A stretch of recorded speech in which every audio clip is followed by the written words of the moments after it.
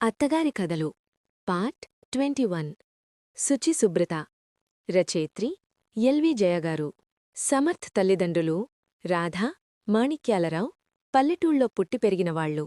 Manikyalarao north ఇండియాలో central government ఉద్యోగం చేసి రిటైర్ అయ్యాక సొంత ఊళ్ళో ఇల్లు కట్టుకుని స్థిరపడ్డారు. జాగృతి పట్నంలో పుట్టి పెరిగిన అమ్మాయి. ఇంజనీరింగ్ చదివి ఉద్యోగం చేస్తోంది. తల్లిదండ్రులిద్దరూ ఉద్యోగస్తులు కావడంతో అన్ని రకాల వసతులతో సదుపాయాలతో పెరిగింది. జాగృతికి సమర్థ్తో పెళ్లి తర్వాత రాధ సమర్థ్తో మీ ఆవిడికి పని నేర్పి పంపిస్తానని చెప్పి వాళ్ల ఊరికి తీసుకువెళ్ళింది. రాధ పద్ధతులు అలవాట్లు జాగృతికి తెలియకపోయినా పనివాళ్లు లేకుండా అన్ని పనులూ రాధే చేసుకుంటుండడం చూసి రాధకి పనిలో సాయం చేయడానికి ప్రయత్నించింది. కాని రాధ నాకు శుచిశుభ్రతలెక్కువ, ఎవరి పని నచ్చదు నాకు, అందుకే పనిమనిషిని కూడా పెట్టుకోకుండా అన్ని పనులు నేనే చేసుకుంటాను అని గసిరి జాగృతిని పని దగ్గరికి రానివ్వలేదు. పని నేర్పిస్తానని చెప్పి పని దగ్గరికి కూడా రానివ్వటమేమిటీవిడా అనుకుంది జాగృతి. జాగృతికి కూడా శుభ్రత ఎక్కువే అయినా రాధకి భయపడి దూరంగా ఉండిపోయింది. ఆ రోజు రాత్రి రాధ మాణిక్యాలరావుతో, చూశారా, ఇది ఒక్క పనిలో కూడా నాకు సాయం చేయలేదు, చక్కగా తిని కూర్చుంటుంది, ఇంటికి కోడలొచ్చినా నా పని ఏమీ తగ్గలేదు, నా బతుకులో ఏ తేడా రాలేదు, అంతా నా కర్మ అని బాధగా చెప్పింది. మాణిక్యాలరావు జాగృతిని పిలిచి, ఎమ్మై, అత్తగారలా కష్టపడుతుంటే పనిలో చెయ్యందించకుండా కూర్చున్నావేము, ఇదేనా మీ ఇంటివాళ్లు నీకు నేర్పిచ్చారు అని తిట్టాడు. మాణిక్యాలరావులాటలకి జాగృతి బాధపడినా పనిలో సాయం చేస్తానంటే గసిరి ఇప్పుడు చెయ్యటం లేదని వాళ్ళాయనచేత నన్ను తిట్టిస్తున్నారేమిటీవిడా, ఈవిడ మనసులో నామీదేదో ఉంది, ఈవిడేదో దాస్తున్నారు, ఏమిటో చూద్దాం అనుకుని రాధని గమనించడం మొదలుపెట్టింది. మర్నాడు ఉదయం జాగృతి లేచిన సమయానికి రాధ పెరట్లో ఉంది. ఇంత ఉదయాన్నే లేచి ఇక్కడేం చేస్తున్నారు అని వంటిటి గుమ్మం దగ్గరనుంచి రాధని చూసింది జాగృతి. రాధ నోట్లో ఉండాల్సిన పళ్ళూ ఆవిడ చేతిలో ఉండడాన్ని చూసి ఆశ్చర్యపోయింది. రాధ వాటిని బాగా తోమి నోట్లో పెట్టుకుంది. జాగృతి దృష్టి కిటికీమీద పడింది. కిటికీ నిండా పడున్న ముగ్గుపిండి మధ్యలో ముగ్గుపిండి డబ్బా, సుద్దముక్కలు, పేస్ట్, బ్రష్లు, టంగ్ క్లీనర్లు, వాటి పక్కనే పెరట్లోకి వేసుకునే చెప్పులు, పువ్వుల బుట్ట ఉన్నాయి. శుచిశుభ్రతలెక్కువని చెప్పినావిడా నోట్లో పెట్టుకునే వస్తువుల్ని ఇలాంటి చోట పెట్టారేమిటి అనుకుంది జాగృతి. రాధ చెప్పులు వేసుకుని వెళ్లి పువ్వులు కోసుకొచ్చి వాటిని బుట్టలో వేసి పూజగది ముందు పెట్టింది. చెప్పులు, దేవుడికోసం పువ్వులు పెట్టే బుట్ట అన్నీ ఒక్కచోటనా అని ఆశ్చర్యపోయింది జాగృతి. ముగ్గు డబ్బా తీసుకుని ఇంటిబయట ముగ్గువేసి వచ్చి, పట్నంవాసులకి ముగ్గులు వేయడం వచ్చోరాదో అని మాణిక్యాలరావుకి వినపడేలా అంది రాధ. తరువాత రాధ వంటింటిలోనున్న గిన్నెలు తోమడానికి వెళ్ళింది. రాధ వెనకే వెళ్ళింది జాగృతి.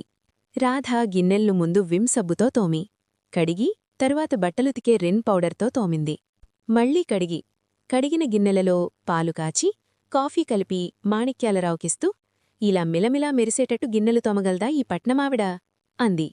మాణిక్యాలరావు జాగృతిని పిలిచి, ఎమ్మై, ఉదయాన్నే లేవడం, శుభ్రంగా పనులు చేసుకోవడం మీ అత్తగారి దగ్గర చూసి నేర్చుకో, పనుల్లో సాయం చేస్తుంటే అవే వస్తాయి, ఖాళీగా కూర్చుంటే ఏమీ రావు అని చెప్పాడు.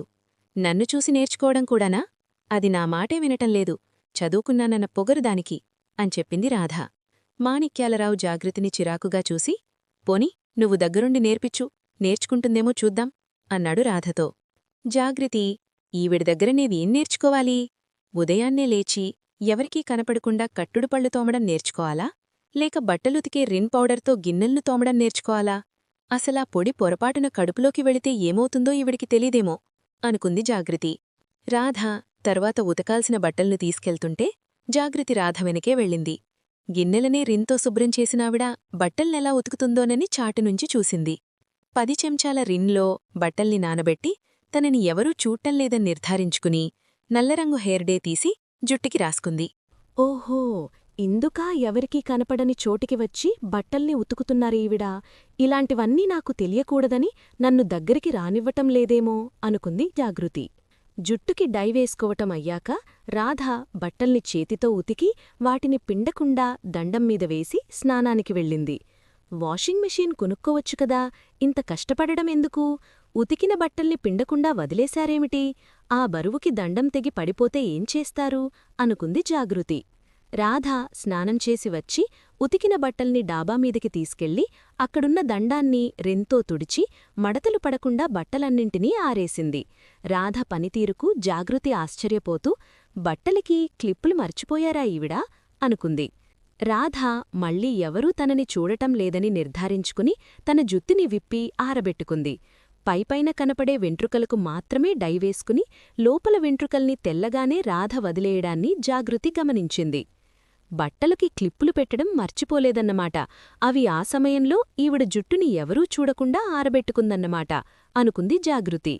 బట్టలు జుట్టు ఆరేంతవరకు డాబామీదే ఉండి బట్టల్ని మడతపెట్టి డాబా నుండి కిందకి దిగింది. అప్పుడే బయటనుండి వచ్చిన మాణిక్యాలరావు రాధ చేతికి డబ్బులిచ్చి, నిన్నే వెతుక్కుంటున్నాను, ఎక్కడున్నావింతసేపు? పెన్షన్ డబ్బులు వచ్చాయి, జాగ్రత్తగా దాచు, పొదుపుగా ఖర్చు చెయ్యి అని చెప్పాడు. నా పొదుపు గురించి మీకు తెలియదా? క్లిప్పులకి ఇస్త్రీకి కూడా ఖర్చు పెట్టాను నేను. చక్కగా మడతలు పడకుండా బట్టల్ని ఆరేసి అవి ఎగిరిపోకుండా చూసుకుంటూ ఆరేంతవరకు ఎండలోనే కూర్చుంటాను. నాకు జాగ్రత్త గురించి చెప్పాల్సిన అవసరం లేదు. ఉద్యోగం చేస్తున్నామన్న పొగరతో దుబారా ఖర్చులు చేసేవారికి చెప్పండి పొదుపు పాఠాలు అని జాగృతిని చూస్తూ అంది రాధ. మాణిక్యాలరావు జాగృతిని చిరాకుగా చూస్తూ, మీ అత్తగారు చెప్పేది అర్థమైందా? ఆవిడ దగ్గర పొదుపు నేర్చుకో. ఇంజనీరింగ్ చదివాను, ఉద్యోగం చేస్తున్నానన్న పొగరు మా దగ్గర చూపించకు అన్నాడు. ఎన్ని మాటలు అనిపిస్తోంది ఈవిడ. నేను ఈవిడ దగ్గర పొదుపు పాఠాలు నేర్చుకోవాలా? నాకేమన్నా జుట్టు తెల్లబడిందా ఈవిడలాగా? బట్టలు ఉతకడానికని వెళ్ళి ఎవరికీ కనపడకుండా హెయిర్ డై వేసుకోవడానికి, బట్టలు ఆరేంతవరకు ఎండలోనే ఉన్నానని చెప్పి ఎవరికీ కనపడకుండా జుట్టు ఆరబెట్టుకోవడానికి అని రాధని మనసులోనే తిట్టుకుంది జాగృతి. మాణిక్యాలరావు జాగృతిని తిడుతుంటే రాధమొహంలో సంతోషంతో వెలిగిపోయింది. ఆ సంతోషంలో వంట చేయడానికి వెళ్ళింది. ఇప్పటివరకు శుచిసుగ్గాత పొదుపు పాఠాలని నేర్చుకోమని తిట్టించిన ఈవిడ వంట ఎలా చేస్తారో, వంటింటిని ఎలా సర్దుకున్నారో చూద్దాం అనుకుంటూ వంటింటిలోకి చూసింది జాగృతి. వంటిల్లంతా బూజుతో దుమ్ముతో నిండి ఉంది. డబ్బాలలో ఉండాల్సిన బియ్యం, పప్పులు, పోపు దినుసుల్లాంటివన్నీ ప్యాకెట్లలో ఉన్నాయి. వంటింటిని కూడా శుభ్రంగా ఉంచటం లేదీవిడ. తన భర్త ఏమీ పట్టించుకోడు, తనేం చెప్పినా నమ్ముతాడన్న నమ్మకంతో తన గురించి అన్నీ మంచిగా చెప్పుకుని నన్ను తిట్టిస్తోంది. ఏముంది ఈవిడ మనసులో అనుకుంది. వంట చేయడం అయ్యాక రాధ మాణిక్యాలరావుని భోజనానికి పిలిచి వండిన పదార్థాల్ని వడ్డించింది. జాగృతిని లాగి, రా అమ్మా, నువ్వు కూడా తిను, నీకొచ్చిన పని ఇదొక్కటే కదా అని డైనింగ్ టేబుల్ దగ్గర కూర్చోబెట్టింది. రాధ అంటున్న మాటలు, ఆవిడ ప్రవర్తన జాగృతిని చాలా బాధపెట్టాయి. జాగృతికి తినాలనిపించలేదు. తినే కంచాల పక్కనే జుట్టు, దువ్వెన, మొహానికి రాసుకునే పౌడర్ ఉండడం చూసి రాధ రింతో కంచాల్ని కడిగిన విధానం గుర్తువచ్చి జాగృతికి కడుపులో తిప్పినట్టయింది. అసహ్యంతో కన్నీళ్లతో తినకుండా అక్కడి నుండి లేచి వెళ్ళిపోయింది. జాగృతిని వెళ్ళిపోవడాన్ని చూసి, చూశారా దీని పొగరు, దీనికి పని నేర్పిస్తానని నా కొడుక్కి చెప్పాను, ఇది ఏమీ నేర్చుకోదు, ఇలాంటి దానితో నా కొడుకు బతుకు ఏమైపోతుందో ఏమో, ఈవిడ ఉద్యోగానికి వెళ్ళిపోతే నా కొడుకే వంట చేసుకుని దీనికి పెట్టాలేమో, ఈవిడ తిన్న కంచాల్ని కూడా వాడే కడుగుతాడేమో, నా కర్మ కొద్దీ వచ్చింది ఇలాంటి చదువుకున్న ఉద్యోగం వెలగబెడుకున్న కోడలు అని ఏడుస్తూ మాణిక్యాలరావుకు చెప్పింది రాధ. మాణిక్యాలరావు కోపంతో సమర్థ్కి ఫోన్ చేశాడు.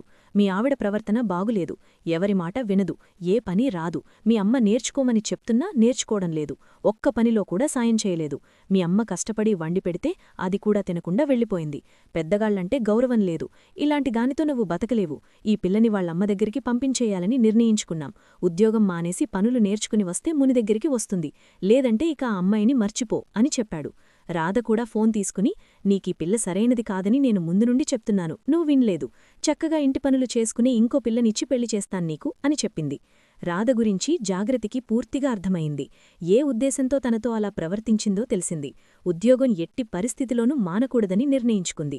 కాని అప్పటికీ సమర్థ్ గురించి ఏమీ తెలియని జాగృతి తను ఎలాంటివాడో, వీళ్ల మాటలు విని ఏ నిర్ణయం తీసుకుంటాడో అనుకుంది. మాణిక్యాలరావు చెప్పిందంతా విన్న సమర్థ్, వాళ్ళమ్మ దగ్గరికి పంపిస్తే ఇంకా తిని పడుకుంటుంది నాన్నా, అమ్మ దగ్గర కూడా పని నేర్చుకోవటం లేదంటే ఎలాంటిదో తెలుస్తోంది కదా, నా దగ్గరికే పంపించండి, చూస్తుండండి, ఉద్యోగం మాన్పించి దానిచేత పని చేయించి దాని తిక్క ఎలా కుదిరిస్తానో చూడండి అని చెప్పాడు. సమర్థ్ మాటలకి రాధ సంతోషించింది. తరువాత జాగృతికి ఫోన్ చేశాడు సమర్థ్. నువ్వింకక్కడ ఉండలేవన్న సంగతి నాకర్థమయ్యింది. తొందరగా బట్టలు సర్దుకుని రెడీగా ఉండు. రేపటికి నీకు టికెట్ కొని పంపిస్తాను అని చెప్పాడు. జాగ్రతి సమర్థ్ దగ్గరికి వెళ్లాక జరిగిందంతా అడిగి తెలుసుకుని అర్థం చేసుకున్నాడు. జాగ్రతి చేత సమర్థ్ పనులు చేయిస్తున్నాడో లేదో, ఉద్యోగం మాన్పించాడో లేదోనని తెలుసుకోడానికి రాధ సమర్థ్కి ఫోన్ చేసింది. చక్కగా పనులు చేస్తోందమ్మా. ముగ్గుపిండి మధ్యలో బ్రష్లు, ట్యాంక్ క్లీనర్లు, చెప్పులు, పూలబుట్టలు ఉంచదు. గిన్నెలను రింతో తోమదు. వంటింటిట్లో బూజులుండవు. ఇల్లంతా ఇంద్రభవనంలా ఉంచుతోంది. ఇంక వంటంటావా? ఇన్నాళ్లు రెస్టారెంట్లో తిమ్మవాడిని నేను. అంతకన్నా చక్కగా వండుతోంది. నేను కూడా ఇప్పుడు అన్ని పనులు తన దగ్గర నేర్చుకుంటున్నాను. ఎప్పటికైనా పనికొస్తాయి కదా, ఏమంటావ్ అని చెప్పాడు. వింటున్న రాధ బుర్ర తిరిగింది. మొహం మాడిపోయింది. జాగ్రతి చేత ఉద్యోగం మాన్పించాలని, జాగ్రతి పరువుని తీద్దామనుకుంది. కాని ఇప్పుడు తన పరువే పోయింది. కథ సమాప్తం. కథ విన్నందుకు ధన్యవాదాలు. మరిన్ని చక్కటి కథల కోసం, కవితల కోసం, ధారావాహికల కోసం మనతెలుగుకథలు.com సందర్శించండి. థాంక్యూ.